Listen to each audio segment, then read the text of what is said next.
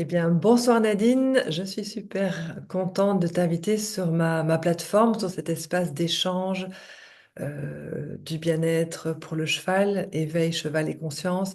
Donc, ce qui est important dans comme tu le sais, dans cette démarche pour nous toutes, pour nous tous, c'est de pouvoir parler de nos chevaux, du bien-être, du mieux-être. C'est quoi le bien-être pour le cheval?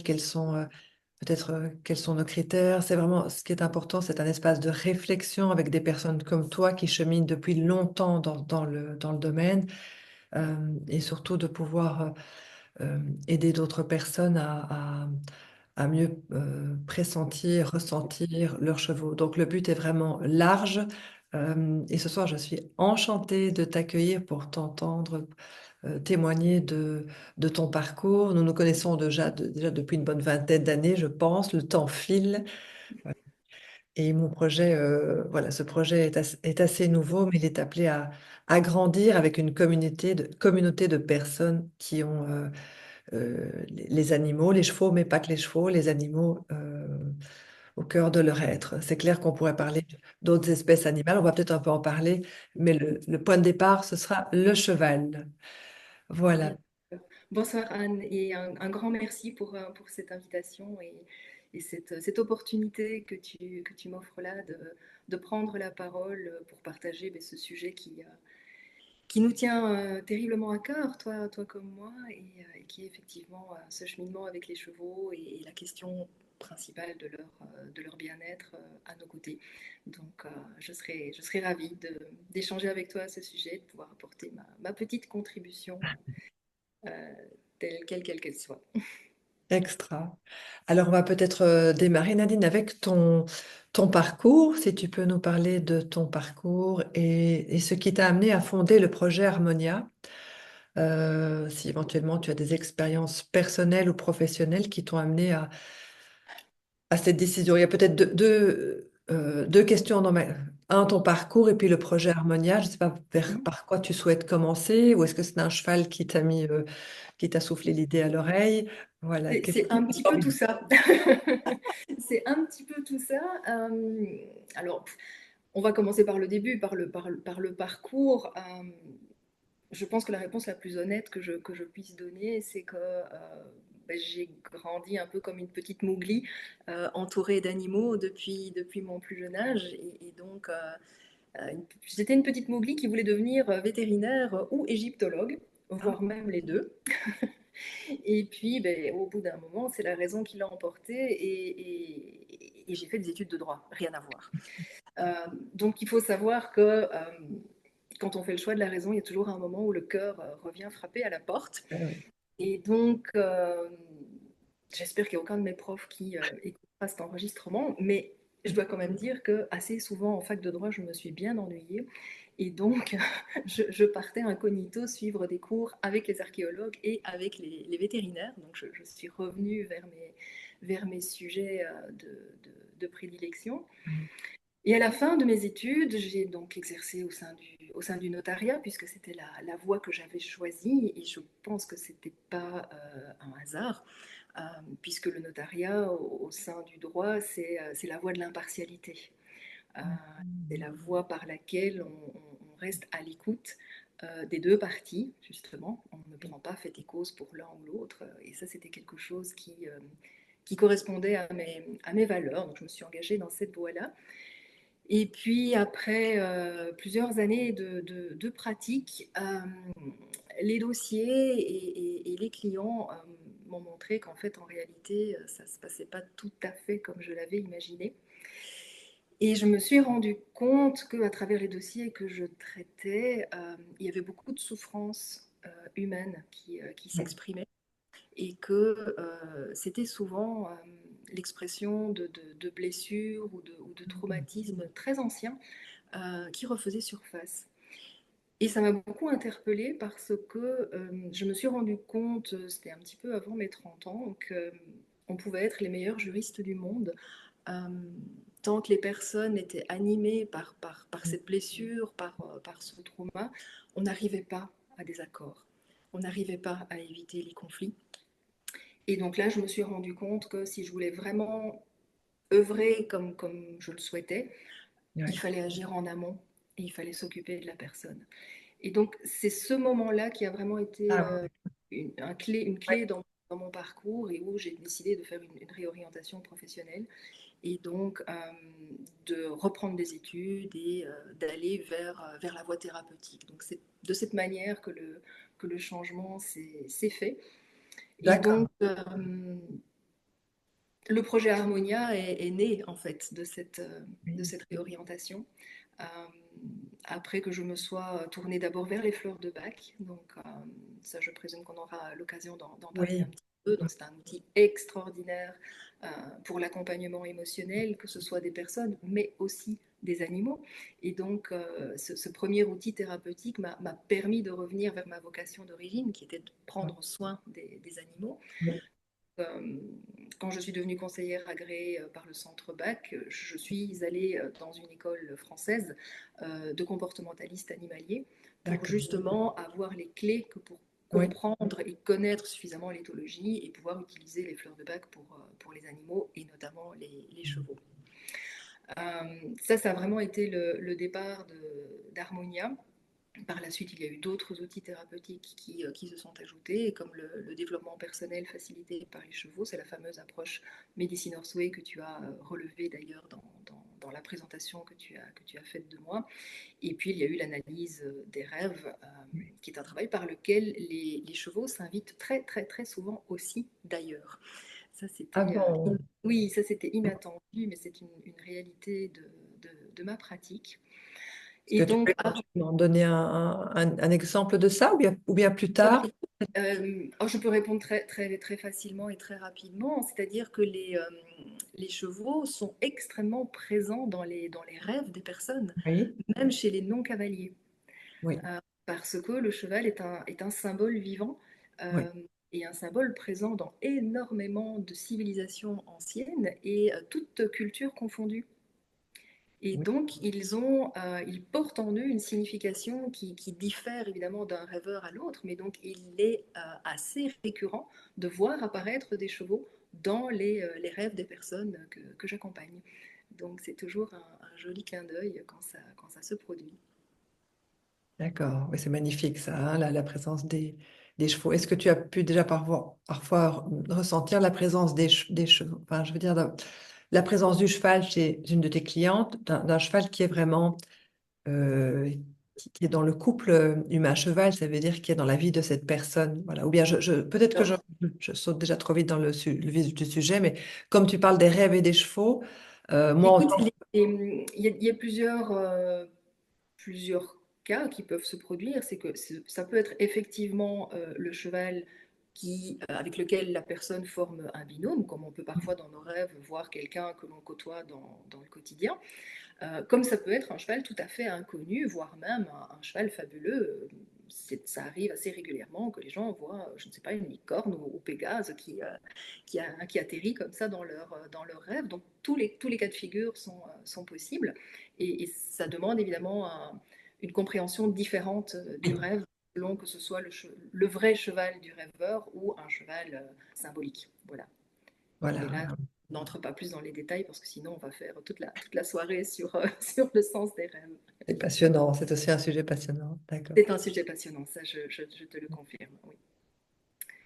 Alors où en étais-je Alors Harmonia, oui, Oui, le nom d'Harmonia, donc c'est le nom que j'ai souhaité associer à ce projet thérapeutique. Je voulais que ce soit un nom différent du mien euh, parce que j'avais vraiment le sentiment que je m'engageais dans quelque chose qui était plus grand que moi.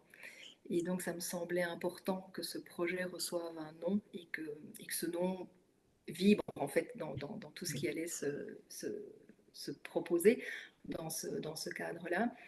Et Harmonia, pour moi, c'était un très beau nom puisque ça créait voilà, ce sentiment de bien-être, de fluidité que l'on peut retrouver dans oui, l'harmonie. Et puis de par mon intérêt aussi pour les civilisations anciennes, Harmonia, c'est aussi le nom d'une déesse dans la mythologie grecque. Et pour la petite anecdote, elle est en fait la fille d'Arès et d'Aphrodite. Donc elle est la fille du ah dieu de oui, la guerre et de la déesse de l'amour. Et donc je trouvais que c'était une très jolie symbolique parce qu'elle symbolise l'union des contraires. Et donc, bon, on va dire l'émergence du troisième terme, qui est toujours à un niveau plus élevé. Oui, Et je trouvais que c'était très inspirant parce que quand on est dans le travail personnel, et Dieu sait si les chevaux nous y invitent à ce travail personnel, euh, on est confronté justement à ces deux faces de nous-mêmes, le côté un peu plus sombre et le côté lumineux. Et je trouvais qu'on retrouvait justement ces deux dimensions dans le monde d'Harmonia. Donc c'est ce qui a fait que j'ai validé cette dénomination pour le projet. super. Oui, oui. Et est-ce que c'est à ce moment-là que tu as eu Fuego ou Albero dans ta vie? Les chevaux sont venus en même temps ou un petit peu Alors, après? Fuego était là depuis toujours. Fuego m'accompagne depuis mes 18 ans, donc Oh, d'accord. il a été mon chaperon depuis toujours. Il m'a vu évoluer dans tous les stades de de ma vie de femme. Albero est arrivé un petit peu plus tard. Et puis, entre-temps, il y avait Kenzo qui Enzo, était là oui. aussi, hein, ce grand demi-sang belge qui a fait sa part aussi dans le projet. Et je trouve très chouette que tu demandes si les loulous étaient déjà là à ce moment, parce que c'est Kenzo qui a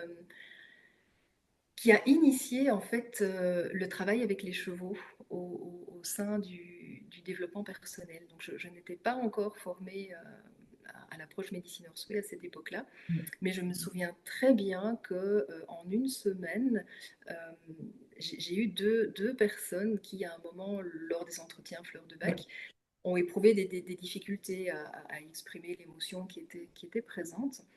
Et les deux personnes ont eu la même demande qui a été de voir si on pouvait sortir du cabinet et si on pouvait aller à la rencontre des chevaux. Parce qu'en fait, de mon cabinet, on avait vu sur l'extérieur et donc sur oui. les chevaux qui circulaient Ouais. à l'arrière de la propriété. Et j'en parle et ça me touche encore énormément parce que dans les deux cas, les personnes ont retrouvé la parole, je dirais, et ont pu se libérer de l'émotion qui était là au contact des chevaux. Simplement en passant la main sur l'encolure, les doigts dans les crins, leur seule présence a libéré quelque chose. Et c'est un moment qui reste vraiment gravé en moi parce que je me suis dit, eux sont parvenus à quelque chose que moi je n'atteignais pas Oui, dans le cadre de l'échange verbal qui était en cours. Et donc, effectivement, c'est Kenzo qui s'est invité dans cet accompagnement, notamment en se manifestant par la suite très ostensiblement dès qu'il voyait qu'il y avait du monde dans le cabinet. Et c'était ouais, vraiment explicite que disait on est là, on est là, on est là, on veut prendre part. ouais. Et c'est suite à cette initiative que je me suis renseignée en disant, bon, ok, travailler avec les chevaux dans le cadre du Oui, développement personnel, ok, mais bon, tu me connais suffisamment, je voulais faire ça bien, je voulais faire ça avec un cadre, bien je ne sûr. voulais pas exercer en tant qu'autoproclamé, et donc j'ai cherché une formation qui me correspondrait, et c'est comme ça que je suis entrée dans la communauté Mediciners Way. Oui. Et justement, ça me titille. Enfin, ça nous titille. Pourrais-tu nous donner plus d'informations dans le Medicine Horseway? Quels étaient voilà, les objectifs que tu as appris? Enfin, quelle est leur approche? Parce que ça reste un petit peu confus. Alors, donc Mediciners Way, c'est un programme de développement personnel facilité par les chevaux qui a été mis au point par Carole Roche, euh, Oui. qui est américaine. Donc c'est une approche qui a vu le jour en Arizona. Une amie, Et pardon? Linda Cohen, non, parce que moi je t'ai interrompu. C'est une Alors, amie, Carole Roche était le bras droit de Linda Linda Cohen. Cohen. Travaillé de nombreuses années toutes les deux. Et puis, elles ont pris l'une et l'autre des directions différentes. C'est-à-dire que Linda s'est spécialisée, si je puis dire, plus dans le coaching d'entreprise. Là où Carole Roche a voulu rester dans la dimension travail personnel et voie spirituelle. Oui. Donc, il faut savoir que Carole Roche a des origines amérindiennes, d'où le Oui, nom Mediciner's Way. Hein, donc, traduit littéralement, c'est le chemin ou la voie du cheval guérisseur. oui, Et donc, ça, c'était une approche qui vibrait très fort oui, pour moi. Et donc, voilà, j'avais fait ce cheminement. Donc, c'est une voie par laquelle on peut aussi bien travailler sur soi en séance individuelle ou dans le cadre d'ateliers, Et puis, cette approche propose aussi un cursus professionnel pour que nous puissions exercer en tant qu'instructeurs et instructrices. Et donc, c'est le chemin que j'ai parcouru par la suite pour pouvoir à mon tour accompagner des personnes selon ces valeurs de Medicine Horseway qui, pour moi, avait énormément d'importance parce que le cadre de travail est extrêmement strict, c'est-à-dire que on veille au bien-être du cheval. Oui, Le cheval n'est absolument pas perçu comme un outil, mais comme un véritable partenaire. Ça, pour moi, ça vaut tout. Et oui, on veille aussi énormément à la sécurité.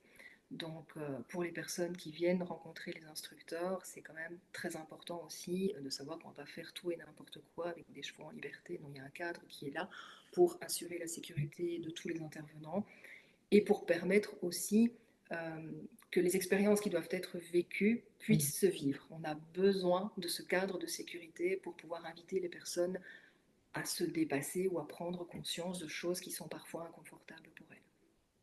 Oui. Alors, à ce sujet-là, est-ce que tu pourrais nous partager une ou plusieurs expériences qui ont été assez intéressantes, importantes dans ce que, effectivement, le cheval, dans les prises de conscience qu'il peut amener chez les personnes? Donc, la médecine du cheval, voilà. Je sais que c'est un gros pavé, mais C'est une grosse question. ou une anecdote, tu vois, une anecdote de quelque chose qui se... Oui, euh, j'essaie d'en choisir une parce que du coup, il y a plein de souvenirs qui viennent frapper à la porte. Et ce que j'aurais envie de partager peut-être en premier, c'est que c'est toujours très touchant de voir comment les chevaux nous comprennent, hmm. même lorsqu'ils nous rencontrent pour la première fois. Euh, Parce que voilà, j'ai des personnes qui viennent travailler ici sur place et qui donc rencontrent mes chevaux pour la première fois, comme je peux aussi accompagner des personnes qui me demandent d'interagir entre elles et leur cheval habituel. Les deux cas d'espèce sont possibles, mais même dans les situations où personnes et chevaux se rencontrent pour la première fois, c'est vraiment impressionnant comme le cheval arrive à lire en nous Oui, en une fraction de seconde. ouais. C'est absolument impossible de jouer la comédie à un cheval. C'est pas possible. Voilà, il aura tout de suite scanné, il aura tout de suite perçu s'il y a cohérence ou incohérence entre la posture que l'on adopte extérieurement et le ressenti émotionnel intérieur. C'est impossible d'essayer de travestir ça. Et pour revenir à la question que tu me posais, du coup, il y a un cas qui me revient et qui reste très significatif parce que je pense très illustratif par rapport à ta question et à la fois très rigolote. Je pense à une personne qui était venue, qui était déjà, je dirais, bien avancée dans le travail personnel. D'ailleurs, quand elle m'avait expliqué son parcours, je me suis dit, oulala, là là, qu'est-ce que je vais bien pouvoir apporter à quelqu'un qui a déjà autant de travail derrière soi et qui venait vraiment par curiosité, qui m'avait dit j'ai entendu parler du travail personnel avec les chevaux, ça m'interpelle, donc j'ai pas de demande particulière, je viens et on verra bien. Oui, ça peut être Ok, flippant. ok. Mm. Je connais. Donc c'est clair que pour l'accompagnatrice, on se dit waouh, là je travaille sans filet, on, on y va, on verra bien. Et ce qui a été incroyable, c'est que lors de cette première rencontre, donc j'avais les trois chevaux disponibles à ce moment-là, donc Fuego, Kenzo et Albero. Ils étaient tous les trois en prairie. Et j'avais proposé à cette personne d'aller à leur rencontre dans la prairie pour laisser les chevaux dans leur environnement Oui. habituel. Et j'avais dit, on avisera, on va voir ce qu'il se passe. Donc, il faut savoir qu'avant de faire interagir des personnes avec des chevaux, évidemment, comme je disais, on accorde énormément Bien d'importance sûr. à la sécurité. On s'assure que les chevaux ne sont pas une menace pour les personnes, évidemment, qu'on va leur présenter. J'étais complètement rassurée par Oui. rapport à mes trois loulous. Et en fait, ce qui s'est passé, c'est qu'à partir du moment où la personne est entrée dans la prairie, j'ai vu mes trois chevaux se métamorphoser en espèces de petits diables, adopter des postures d'intimidation, venir bousculer la personne alors que ce sont des chevaux respectueux, Oui. Je les connais. Tu les connais, voilà, tu peux Je confirmer que témoigne. c'est pas n'importe quoi. Et je suis restée ébahie en disant, mais qu'est-ce qu'il se passe? Parce que là, je ne les reconnais plus. Et la personne s'amusait de ce qui était en train de se passer. Donc là, il y avait déjà quelque chose qui n'allait pas. Donc je suis intervenue à un moment en disant, écoutez, je pense que la première rencontre est faite. Je vous propose que l'on sorte de la prairie et on va débriefer un petit peu tout ça parce que là, il y a quand même quelque chose qui échappe. Et ce qui a vraiment été significatif, c'est la réponse que cette personne m'a donnée quand je lui ai dit, écoutez, je suis très interpellée par la réaction de mes chevaux parce que ça n'est pas du tout dans leurs habitudes. Et donc, quand je les vois venir vous bousculer sans ménagement, c'est juste pas possible. Et cette personne me dit, oh, mais vous savez, moi, j'ai pas de souci avec ça, j'ai l'habitude, c'est juste pareil dans ma classe. Et là, je me suis dit, ok, en fait, cette personne qui venait vraiment dans une grande ouverture en disant, je n'ai pas de demande particulière, les chevaux ont tout de suite perçu Oui, qu'avec cette personne-là, il allait falloir travailler les limites oui, et oui, le respect de l'espace personnel et de pouvoir prendre sa place et de faire respecter sa place. Et on a travaillé ça. Mais ça n'avait pas été exprimé par la personne, je n'avais aucune connaissance de oui, sa profession, ni des difficultés que cette personne pouvait rencontrer dans sa profession. Ce sont les chevaux, par leur attitude, qui oui, avaient tout de suite mis à jour la faille et oui. ce qu'il allait falloir travailler chez cette personne. Donc je trouve que ça reste vraiment un exemple extrêmement enrichissant pour nous montrer à quel point ce n'est pas nous, humains, Oui. qui menons les séances. Pas du tout. Non, non, non. C'est à chaque fois une surprise et ce sont les chevaux, à travers leur attitude, qui nous Oui. donnent la direction de ce qu'il va falloir travailler et dépasser. Oui, c'est fabuleux comme exemple que tu témoignes, Nadine, parce que ça nous montre à quel point les chevaux, ce qu'on dit en communication animale, mais ça rejoint vraiment la même chose, c'est que les chevaux lisent l'énergie, et donc cette personne arrive dans l'espace avec tout ce qu'elle dégage, avec toute son énergie, et comme tu disais tout à l'heure, le cheval, il lit, il a tout de suite compris, il a vu, il a senti, il a perçu. C'est dommage qu'il n'y a pas encore de recherche scientifique à ce sujet pour témoigner de cela, de Il la faut le être. conscience du cheval. Comme tu disais, en un quart de seconde, il a vu, il connaît la personne, il la sent. Et c'est ça l'interaction qui est intéressante, de voir comment le comportement, peut-être qui vient mettre en valeur ce qu'elle a à travailler. Ça, c'est absolument fabuleux. Ouais. C'est fabuleux et ce qui est très encourageant pour les personnes qui s'engagent dans ce genre de travail, c'est que comme le cheval, comme tous les animaux d'ailleurs, est connecté à l'instant présent, Oui, euh, le cheval va s'adapter à l'instant T où la personne va apporter une modification dans sa façon d'être ou dans sa façon de oui, faire. Et donc c'est le cheval qui systématiquement va donner la validation en disant ah ok, ah, comme ça c'est bon. Tu as dit non, c'est bon, j'ai entendu, je respecte, c'est bon. Et ça, c'est assez fabuleux parce que la personne fait l'expérience en temps réel que quand elle essaie de gérer une situation d'une manière différente de ce qu'elle fait habituellement, le cheval y répond instantanément. oui, Et ça, c'est ça, je trouve aussi, qui fait la force de cette approche et de ce travail avec le cheval. c'est très, très important ce que tu dis. Effectivement, quand il y a une prise de conscience, hein, ou un changement de comportement à l'instant T, comme tu dis, le cheval valide. Et ça, c'est extrêmement puissant parce qu'on est, enfin, la participante est dans une expérience qu'elle fait avec le cheval où on est en dehors du verbal, dans le langage corporel. Et Complètement. c'est extrêmement puissant. Ouais, Complètement, oui. ouais, Je, ouais. je- je suis contente que tu utilises ce mot expérience euh, parce que c'est vraiment ce qui caractérise ce travail personnel avec les chevaux, c'est que c'est une approche expérientielle. Oui. On ne va pas s'arrêter au mot, on peut expliquer des outils, mais après c'est l'expérience que la personne va faire et la prise de conscience de ce qu'elle a vécu qui va lui permettre justement de cheminer et de dépasser certaines difficultés. Oui, et alors ça me fait penser à autre chose. Enfin, je rebondis là-dessus sur peut-être plus pour nous les humains aujourd'hui, au niveau, c'est une réflexion personnelle, hein, avec ce qu'on vit au niveau de la planète, l'importance du senti, du ressenti et de sortir du mental. et que ce soit dans nos relations professionnelles, sociales, même intimes, personnelles, voilà, tu sais que moi, l'ouverture du cœur, voilà, cette importance de pouvoir lâcher la tête, lâcher le mental, lâcher les projections, lâcher les conditionnements. Je pense qu'aujourd'hui, on ne peut plus continuer comme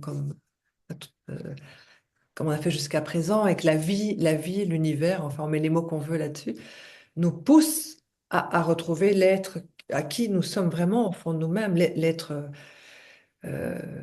pur, enfin, sans rentrer dans des termes ésotériques, euh,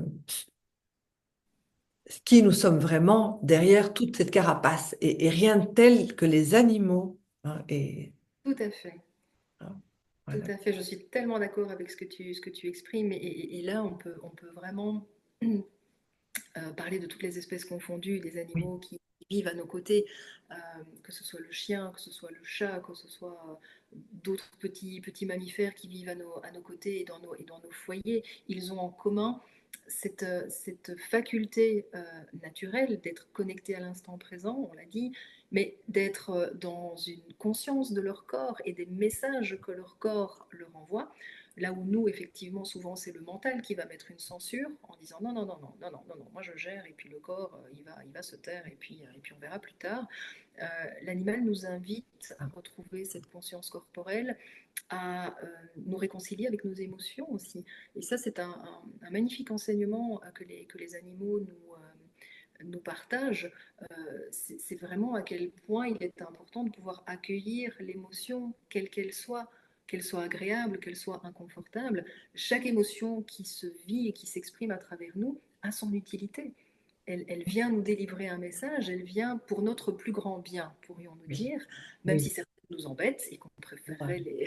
les glisser sous le tapis. Mais là, encore une fois, les animaux ne portent pas de jugement sur Oui, les émotions qu'ils vivent, comme ils ne portent pas de jugement sur nous, et heureusement pour nous d'ailleurs.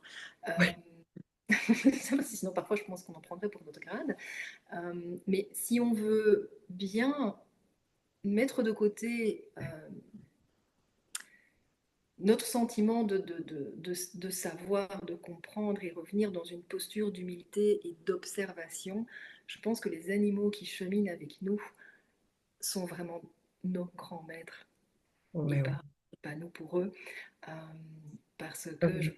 toutes les personnes qui sont avec nous ce soir ont des animaux autour d'eux et autour d'elles, et combien on sait quand on les connaît, euh, à quel point ils nous apportent des notions qui sont fondamentales pour nous et pour dépasser justement des clivages, des limites, des croyances, et nous invitent à redevenir, comme tu le disais, qui nous sommes vraiment, parce que finalement, eux ne sont que dans ça, dans qui ils sont Oui, vraiment.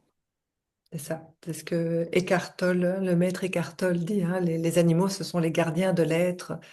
Oui. Et Dieu sait qu'aujourd'hui, on a besoin de retrouver ce chemin. À propos justement des autres animaux, Nadine, des chiens et des chats, qu'est-ce que tu pourrais nous dire dans ton approche, que ce soit avec les fleurs de bac ou, enfin, dans tout ton travail, Mhm. de cet aspect peut-être miroir ou émotionnel, de ce qu'ils ont peut-être révélé à leur partenaire humain, ou leur message, ou ce qui... C'est vrai que nous sommes plus branchés chevaux, mais on peut faire peut-être une parenthèse à propos des chiens, des chats. Oui, oui, oui, oui, parce que la réalité la réalité émotionnelle des binômes, je pense elle est transposable à toutes les espèces animales, et elle n'est pas réservée qu'aux équins. Euh, je pense que au niveau émotionnel, c'est important de faire un distinguo, parce qu'on parle souvent de l'effet miroir, euh, comme si l'émotionnel animal était systématiquement le reflet de l'émotionnel de l'humain avec qui il a une relation privilégiée. Oui et non. Euh, oui, parce qu'effectivement, il y a une résonance énergétique et émotionnelle qui se fait entre les deux, c'est évident, mais je pense qu'il ne faut pas dénier non plus le fait que l'animal ait son propre Bien vécu sûr, émotionnel qui peut être différent de celui de son humain. Voilà, donc ça c'est une précision que je voulais apporter. très important.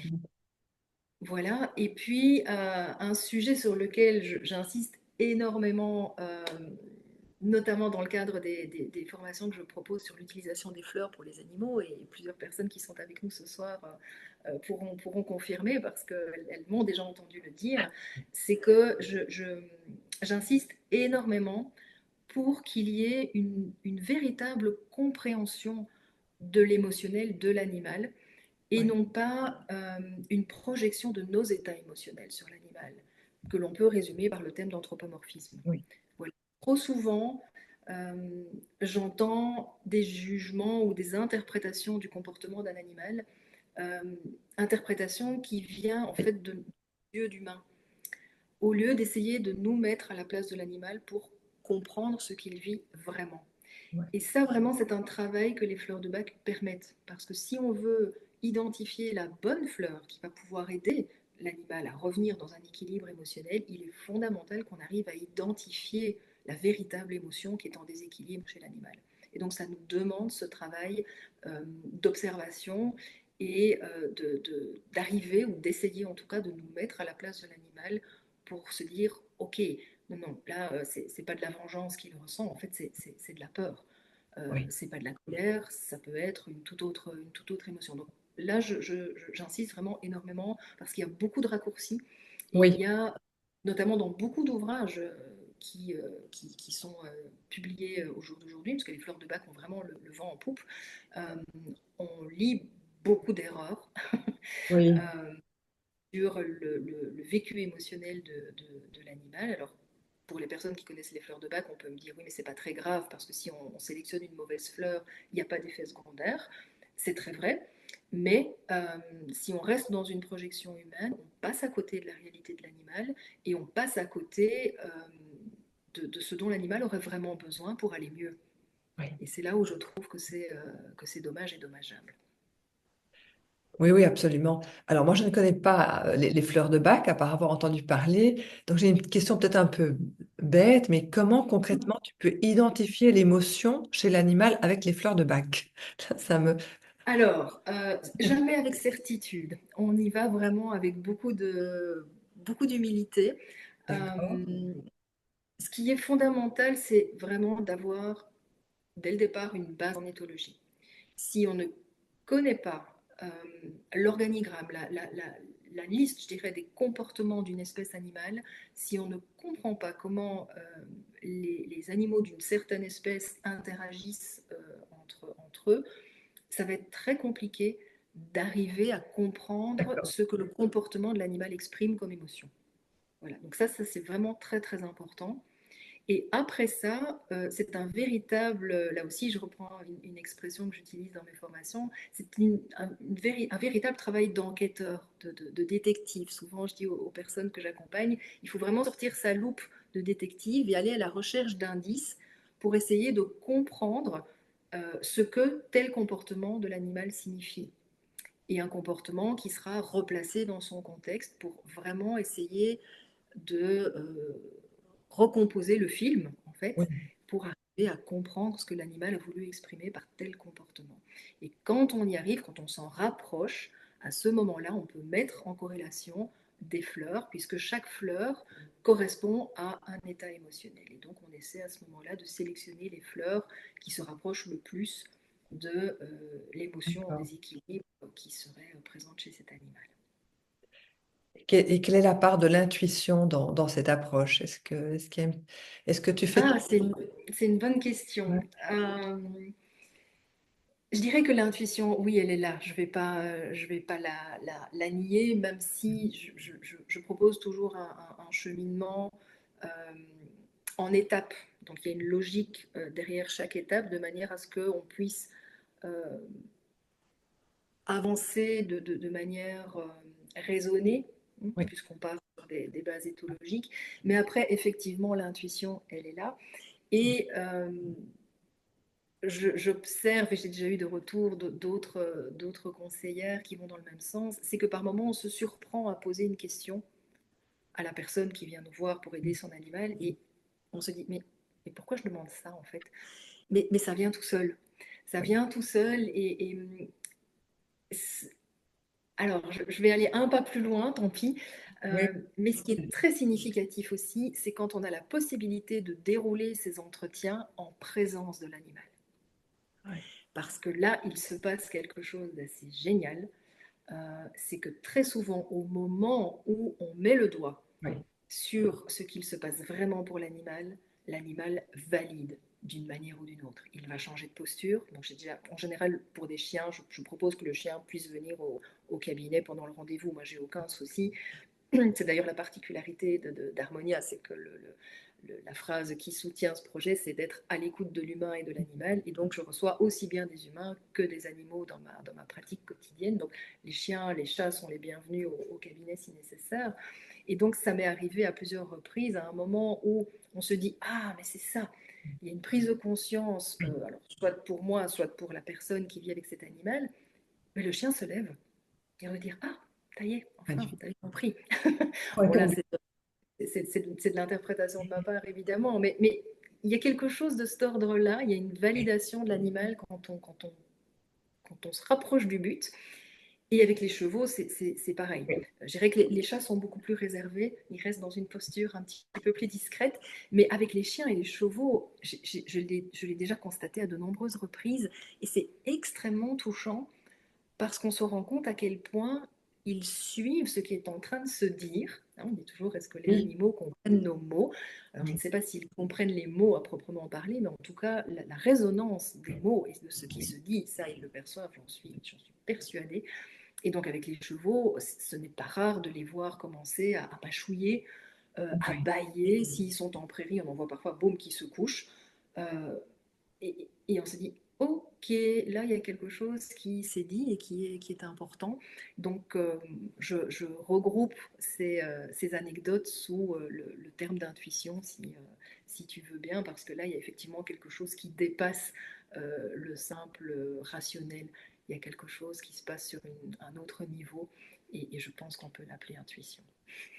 Oui, magnifique. C'est clair que je pense qu'avec toutes ces approches sur l'émotionnel, sur le senti, l'intuition a sa place, elle vient se manifester spontanément. Et puis ton observation avec les chevaux, toutes ces interactions aussi avec le cheval et tes clients et toi-même, ça doit être, on rentre dans un champ voilà, énergétique, vibratoire, où c'est ça qui est intéressant, c'est d'avoir le- le- la base de départ, enfin, les fleurs de bac, et puis ou le Medicine Horseway, et puis de, d'observer le message, c'est-à-dire ce qui se présente.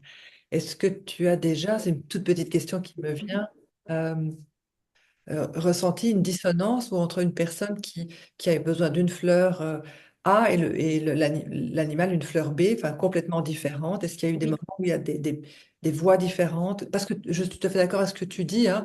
On a tendance à dire l'effet miroir et le chien, le chat, enfin il y a trop de raccourcis, je pense. Les animaux ont un monde émotionnel hyper profond, hyper complexe, et ils ont leurs émotions entre eux aussi. Ils peuvent être amoureux, un chien peut être amoureux d'une autre chienne, etc. Donc, ils ont tout un monde à eux, en même temps qu'ils ont un monde avec nous. Donc, c'est encore tout ça qu'on explore euh, dans nos axes professionnels respectifs. Et est-ce que tu as pu observer euh, voilà, des situations où il y a vraiment des différentes fleurs de bac, tant pour l'humain que oui, pour... oui, ça se produit régulièrement. Euh, il peut y avoir des fleurs en commun et Oui, puis des fleurs spécifiques pour l'animal et des fleurs spécifiques pour son humain. Oui, oui, complètement. d'accord. Donc, c'est pas d'office une fleur qui convient aux deux, hein. Donc, parfois, ça peut être chacun sa Il y fleur. a, il y a souvent au moins une fleur en commun, ça oui. Oui, Et c'est très amusant parce que c'est quand on propose la fleur pour l'animal et qu'on explique à la personne pourquoi on pense à telle fleur, et donc on explique la caractéristique de la fleur, qu'on voit parfois l'attitude de la personne qui dit ah, tiens, ça me parle. Et donc c'est là où on se dit ah, mais si vous voulez, je peux préparer un deuxième flacon et puis on met cette fleur pour vous aussi. Ça se passe souvent, souvent comme ça. Et ce que je trouve très touchant dans ces moments-là, euh, parce que quand même on fait je trouve que dans tout ce cheminement, on devient des observateurs privilégiés de la profondeur du lien qui existe entre l'humain et l'animal qui l'accompagne. Euh, Ce qui me touche toujours très profondément, c'est d'entendre parfois des personnes qui n'auraient pas pris soin ou qui n'auraient pas pris de temps pour elles, Mm. mais qui disent, si ça peut aider mon animal, je vais le faire. Et moi, voilà, le fait de le dire, ça m'émeut encore, parce que je me dis que là aussi, c'est l'animal qui, très discrètement, d'une certaine façon, vient en aide à son humain, euh, parce que ça instaure un dialogue, parce que l'humain, en une fois, se met à l'écoute de sa propre détresse et accepte de s'en occuper, alors pas en premier lieu pour lui-même, mais pour aider son animal. Et donc, il y a vraiment un soutien mutuel qui se dévoile dans des moments comme ça. Et c'est ce que j'appelle vraiment des moments privilégiés dans nos accompagnements. Quand on peut être témoin de ça, Oui. ça fait quelque chose, vraiment. Oh, ouais, j'imagine. Bien, ton partage me suscite une question en moi par rapport à la santé de l'animal. Est-ce que les fleurs de bac peuvent aussi stimuler, aider quand l'animal a des soucis physiques, parfois sévères, parfois importants? J'imagine qu'elles viennent en soutien, mais est-ce que tu as peut-être eu des expériences où vraiment c'était presque nécessaire d'avoir les fleurs de bac en même temps qu'un traitement médical? Alors, la première réponse que j'ai envie de te donner, c'est que, évidemment, les fleurs de bac ne se substituent jamais à un traitement et à un avis vétérinaire. Ça, c'est la vérité Oui, absolue et ça doit être dit et redit. Les oui, fleurs de bac, elles sont recommandées et elles agissent sur le plan émotionnel. Donc, là aussi, contrairement à ce qu'on peut lire parfois, il n'y a pas de fleurs de bac en lien avec un symptôme ou avec une maladie. Ça doit être clair, net et précis. Par contre, elles peuvent venir en soutenance c'est ça. dans le cas d'une maladie, dans le cas d'un accident, euh, pour venir compléter un traitement quel qu'il soit, que ce soit un traitement allopathique, que ce soit un traitement en naturopathie, peu importe, les fleurs de bac peuvent se concilier avec n'importe quelle approche, mais elles viendront alors toujours sur le plan émotionnel. Elles Oui, viendront aider notamment à la récupération euh, pour un animal qui est atteint d'une longue maladie ou oui, pour une femelle qui vient de mettre bas. Euh, voilà, elles viennent toujours en soutenance sur le plan émotionnel. Donc ça, c'est vraiment important de le préciser. Mais elles peuvent avoir un effet extrêmement bénéfique dans le cas d'un accident, d'une maladie ou autre. Et je pense notamment au rescue, qui est oui, un remède que beaucoup de personnes connaissent, au oui, moins de nom, oui, le fameux remède d'urgence, qui est un remède composé avec 5 fleurs, qui aide vraiment dans les situations où on est en grande détresse et où finalement on n'a pas le temps de commencer à identifier ce que l'on ressent. Et donc c'est extrêmement efficace pour l'humain, mais c'est extrêmement efficace pour l'animal aussi. Donc l'animal qui aurait eu un énorme stress, oui, qui aurait eu un accident, en attendant l'intervention du vétérinaire, on peut se tourner vers les fleurs de bac, au moins pour aider l'animal à s'apaiser oui, et à permettre à son système naturel de retour, on va dire, à l'homéostasie, de se mettre en route et de venir l'aider au moins sur le plan émotionnel. oui. Impec, top. Alors, j'ai une dernière question qui me turlupine. J'aimerais savoir comment tu vois l'évolution de la relation, peut-être une grande question, de la relation entre les humains, entre nous et on va dire les chevaux, hein, dans le cadre de notre société actuellement. Donc, un petit peu quels sont pour toi peut-être les principaux enjeux de la relation homme-cheval, maintenant on va dire homme-femme avec tous les genres, enfin entre nous, les chevaux, euh, peut-être ou identifier un. Qu'est-ce que tu as pu observer récemment, ces dernières années? Je sais qu'on voit aussi l'évolution on en parlait toutes les deux, de maladies maintenant. Mm -mm. Le Cushing, avant on ne parlait pas autant du Cushing, maintenant beaucoup de chevaux sont atteints de Cushing. Moi, Oui. moi, je suis toujours questionnée dans ma pratique en communication animale de quelle est la part, et c'est ma réflexion, qui appartient à l'humain, mais sans culpabiliser l'humain, si tu veux, Mm -hmm.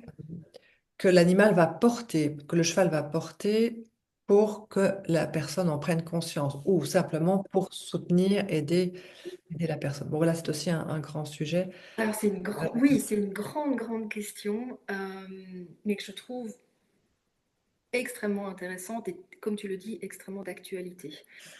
Euh, J'essaie de rassembler mes idées parce qu'il y a plein de choses qui me viennent. Euh, on dit toujours pour les chevaux qu'ils ont aidé à l'évolution de l'humanité oui, depuis des mémoriaux. Et, euh, et je sais que dans des échanges que j'ai pu avoir avec des amis et collègues, on se disait que maintenant il était peut-être temps que ce soit l'humain qui aide le cheval oui, euh, à traverser les difficultés qui sont les siennes maintenant, et notamment de par l'émergence de nouvelles maladies. Euh, c'est une certitude que nous sommes là avec notre présence, avec notre amour pour eux, pour arriver à poser des diagnostics avec l'aide de nos vétérinaires et les aider à aller mieux dans la mesure de nos possibilités. Mais je pense que derrière cette réalité-là, il y a comment dire, une invitation qui me semble encore plus importante et où je me demande, alors ça n'engage vraiment que moi, je ne suis pas vétérinaire, je ne suis pas climatologue, donc je ne vais certainement pas me permettre d'affirmer des choses pour lesquelles je ne suis pas on est bien spécialiste. d'accord. Euh, mais je me questionne beaucoup quant au fait de l'émergence de toutes ces nouvelles maladies et notamment de ce nombre de chevaux qui, comme tu le dis, ont des troubles du métabolisme, des chevaux qui deviennent malades à l'herbe alors que par Oui, nature le cheval est un herbivore. Moi je trouve que c'est quand même une contradiction qui vient nous percuter de front et qui doit nous questionner. Euh, j'ai vraiment le sentiment que que les chevaux nous demandent de mettre des mots sur leurs mots. Je ne peux pas le dire mieux que ça. ah, j'aime bien. Euh, Parce que je pense vraiment que c'est une invitation à nous dire, mais regardez ce qui est en train de se passer. Oui, Je pense que les chevaux deviennent des témoins de quelque chose qui est déréglé autour de nous. oui, Euh, Parce que ces maladies qui apparaissent, je suis bien placée pour être touchée par le sujet, parce que toi tu le sais Anne, mais j'ai perdu un de mes chevaux, notamment par l'émergence de ces nouvelles maladies, et c'est le cas de la myopathie atypique, donc de cette intoxication avec les samarres d'érable. Donc ça s'est passé il y a une dizaine d'années, à un moment où on en parlait encore très très peu, et j'ai vraiment été percutée de plein fouet par cette réalité d'érable qui était présent depuis toujours. Ça faisait des années que mes chevaux évoluaient dans des prairies à proximité de ces érables, il n'y avait jamais eu de souci. Et d'une année à l'autre, comme c'est le cas aussi pour les chênes et le taux de tanin dans les glands, d'une année à l'autre, ces arbres deviennent toxiques pour nos chevaux, oui. toxiques et mortels. Et ça, c'est une réalité qu'on ne peut plus nier, on ne peut plus Non, dire maintenant qu'on ne savait pas, maintenant on le sait, mais je pense qu'il faut aller au-delà et se demander pourquoi. oui, Qu'est-ce qui fait que maintenant ces arbres sont dans une réaction de survie et donc génèrent énormément de tanins dans les fruits qu'ils produisent pour essayer de survivre. euh, je pense que les chevaux, comme tous nos animaux, sont extrêmement connectés à leur environnement, bien plus que nous. oui, Et j'ai vraiment le sentiment qu'ils se font témoins de quelque chose qui ne va pas. Et donc, je pense que là, on est vraiment invité à ne plus faire l'autruche et à regarder que le changement, il est là. Euh, on parle partout de changement climatique. Je pense que voilà, on est ici ce soir de trois pays différents, mais tous les pays concernés, Belgique, France, Canada, on est frappé de plein fouet par des catastrophes naturelles, que ce soit les inondations. Nous, ici, ce sont les incendies. oui, Au Québec, les méga-feux, on en parle beaucoup aussi. Enfin, on voit quand même autour de nous qu'il y a quelque chose qui ne va pas, qu'il y a l'émergence de nouvelles plantes aussi ici dans le sud. Donc je suis au pied des Pyrénées, on est envahi par le sénesson de Jacob, qui est ah, aussi ouais, une plante toxique oui, pour les oui, idées. Euh, dans ce coin des Pyrénées, les anciens me disent, mais c'est pas une plante de chez nous, ça. il y avait pas ça. Donc les chevaux ici ne connaissent pas cette plante. Donc ils n'ont pas non plus appris à s'en méfier. Donc C'est ça. c'est un nouveau danger. Et on ne peut pas, je pense, nier que la hausse des températures, le changement du climat, etc., fait que tout change beaucoup plus vite que ce que le métabolisme des animaux Oui, ne peut apporter comme adaptation. Et donc oui, nos animaux, et les chevaux en particulier, sont vulnérables, sont en danger. Et là, nous, humains, on a une vraie responsabilité et on a un vrai rôle à jouer. Ça, c'est un petit peu la vue que j'ai de ce qui est en train de se passer maintenant et où je pense que c'est un énorme challenge euh, parce que si nos animaux sont oui, touchés par le changement, nous les humains, je ne pense pas qu'on soit protégés éternellement non plus. Donc je pense que les chevaux, d'une certaine manière, nous invitent à prendre conscience de ça, à apporter des modifications, peut-être pour notre propre survie à nous aussi. Alors c'est peut-être un peu alarmiste comme point de vue, mais en tout cas, vu tous les retours que j'ai de gardiens et de gardiennes de chevaux, oui, mais pas que, euh, je pense notamment à tous les cas de détresse respiratoire, c'est toute espèce confondue. C'est les chevaux, c'est les chats, c'est les chiens. Alors c'est très curieux après cette pandémie où nous, oui, on sait quand même énormément de pathologies et non des moindres au niveau respiratoire, de voir que les animaux sont impactés par ces mêmes symptômes. Donc je trouve que ce serait ultra intéressant de pouvoir en discuter avec des vétérinaires, avec des chercheurs, euh, pour pouvoir quel est leur point de vue sur tout ça.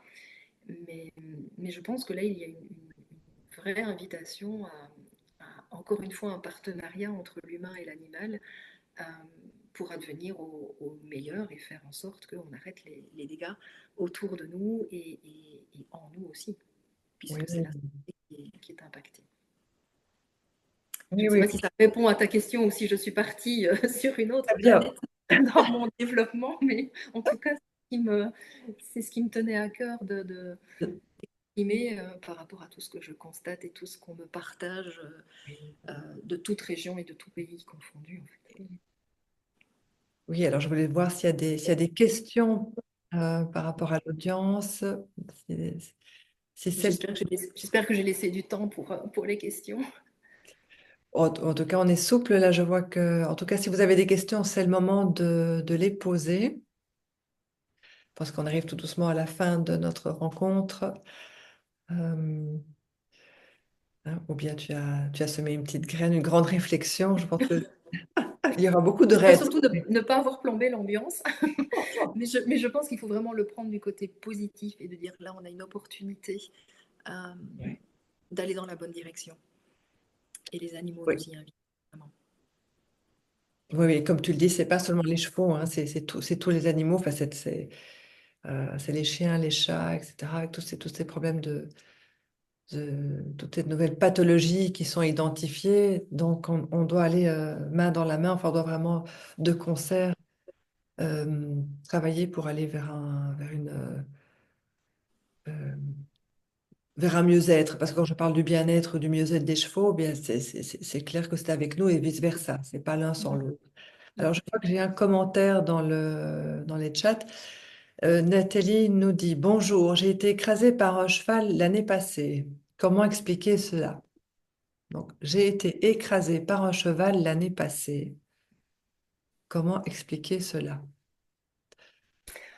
Alors, je pense qu'il n'y a pas de réponse facile et immédiate à donner et que ça demande qu'on puisse en parler éventuellement à un autre moment, Nathalie, si vous le souhaitez. Mais en tout cas, voilà, là, je manque d'éléments que pour pouvoir répondre en Oui, connaissance de cause. Je pense qu'effectivement, il faut aller chercher un sens derrière tout ça. Mais encore une fois, il faut remettre dans le contexte, il faut savoir de qui on parle, comment ça s'est passé. Et donc là, il manque des éléments pour que je puisse donner une réponse.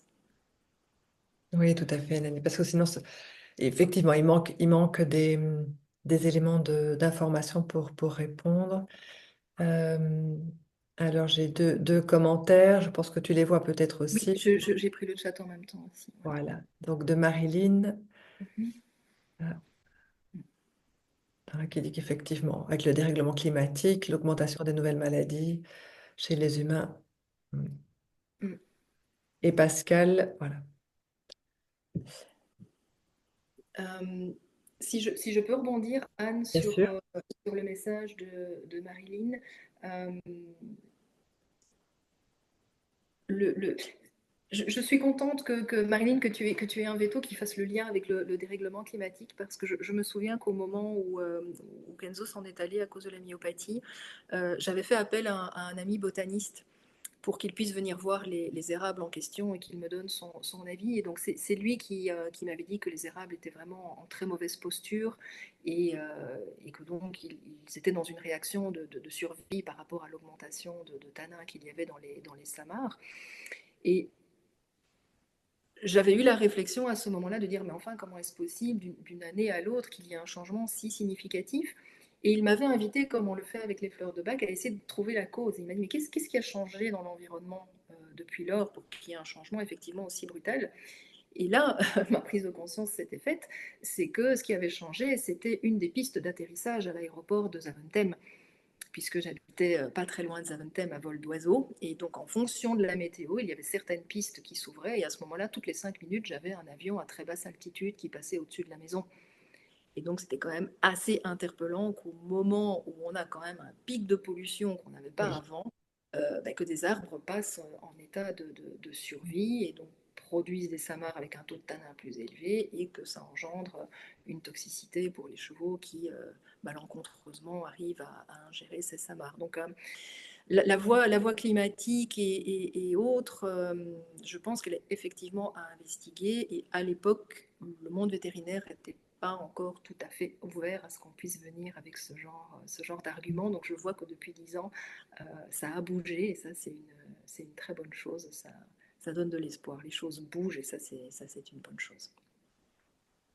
Absolument. Ça me donne envie voilà, de parler aussi de la communication avec les plantes, avec les arbres. Je ne le fais pas, mais effectivement, puisque la reliance avec comme dit Marilyn, la reliance avec le monde végétal, puisque, avec les Oui, arbres et tout ça. Bon, là, on rentre dans un autre chapitre aussi, mais c'est, voilà, mais voilà, tout se tient, je suis d'accord avec toi. Et d'ailleurs, par rapport à ce climat et à ces problèmes de santé qui deviennent récurrents, chroniques et communs à beaucoup d'espèces, l'espèce humaine, mais l'espèce animale aussi.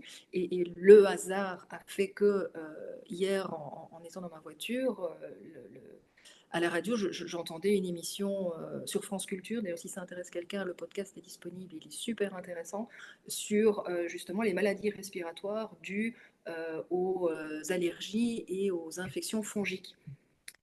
Et ça, c'est une réalité qui a été maintenant reconnue par l'OMS, donc au niveau humain, mais on a un parallélisme avec l'explosion des cas d'emphysème pulmonaire chez le cheval et souvent d'origine fongique aussi. Donc je trouve, voilà, et c'est quand même France Culture qui en parle, donc on se dit, ok, ça a été bien étudié ce reportage, mais j'ai vraiment vu des parallélismes entre les analyses qu'on a pu faire pour Chaman, qui est un des petits bonhommes que j'ai encore maintenant ici à la maison, et les constatations que l'Organisation mondiale de la santé faisait pour les cas humains.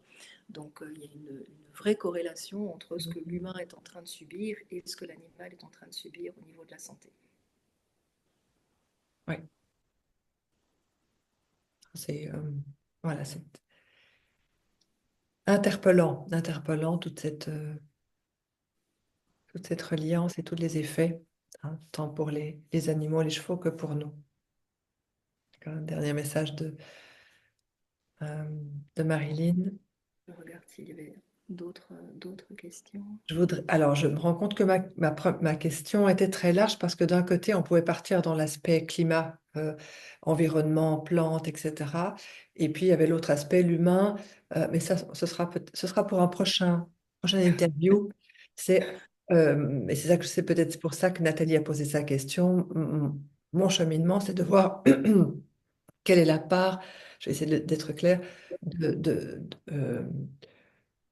la fracture humaine, quelle est la part que l'animal peut prendre, donc, ou la fracture du cheval. C'est-à-dire que euh, si un cheval vient avoir un comportement violent avec une personne, ça peut aussi être je vais essayer d'être claire. Il y a peut-être, mais on rentre plus dans la psychologie animale et humaine, dans le binôme humain-cheval. Et donc, ce que l'animal vient réveiller chez la personne, ce qui vient éveiller, et ce que tu disais plus tôt, Nadine, il faut faire attention sur le monde émotionnel, c'est que l'animal a son propre monde émotionnel, il est important, et parfois euh, il peut venir aussi, par son comportement, par son attitude, réveiller chez une personne son trauma à elle. Mais bon, ça, Complètement. c'est un autre sujet. Enfin, c'est un sujet passionnant, mais là, on va en parler pendant des heures. Mais c'est ce que je vois souvent enfin, ce que j'observe assez régulièrement dans la pratique de la communication animale, que ce soit moi ou les personnes qui la pratiquent, si tu veux, cette partie-là euh, que l'animal vient réveiller. Il peut réveiller un trauma chez la personne et vice-versa. Le trauma de la personne peut venir réveiller un Oui, trauma au et cheval. je t'avouerai, pour répondre en très court, je me dis, hein, si je peux encore prendre une Bien minute sûr, pour moi, tu peux bien pour sûr. dire sur ce que tu dis, euh, c'est que pour permettre justement cette interaction et cet échange inconscient qui se fait entre les deux individus, euh, moi je pars du principe que c'est important qu'on puisse laisser le choix à la personne du cheval avec lequel elle souhaite interagir. Parce que justement, il y a une forme de reconnaissance inconsciente qui se fait. Et moi qui travaille notamment avec des chevaux et des poneys que j'ai adoptés, qui ont été abandonnés et que j'ai récupérés, connaissant l'histoire de ces chevaux et de ces poneys, souvent on voit qu'il y a des similitudes avec le parcours de la personne qui choisit de travailler avec eux, alors que je ne divulgue aucune information sur les chevaux avant que la personne n'ait fait l'interaction avec eux. Et donc, effectivement, comme tu le dis, l'un et l'autre C'est ça. ont la possibilité de venir réveiller quelque chose, mais aussi de le guérir. Et c'est ça Oui, qui est. D'où l'importance du cadre de sécurité, oui, parce que réveiller une blessure, évidemment, euh, ça peut prendre différentes formes. Et là, c'est très important qu'il y ait quelqu'un qui soit le gardien du cadre et qui assure la sécurité de ce qui est en train de se absolument. vivre. Mais il y a cette possibilité de guérison de la blessure et Oui. du trauma. Et ça, c'est une opportunité extraordinaire, tant pour la personne que pour le cheval. Magnifique.